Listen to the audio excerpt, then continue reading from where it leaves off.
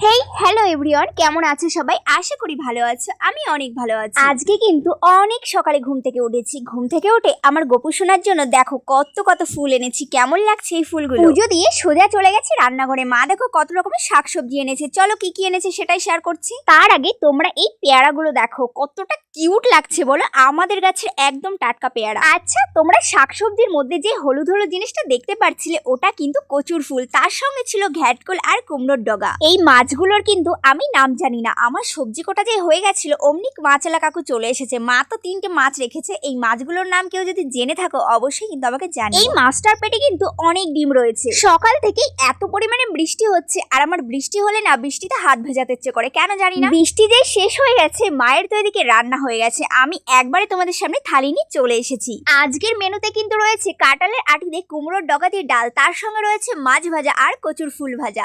এই সমস্ত রকমের রান্নাগুলো কিন্তু বেশ হয়েছে।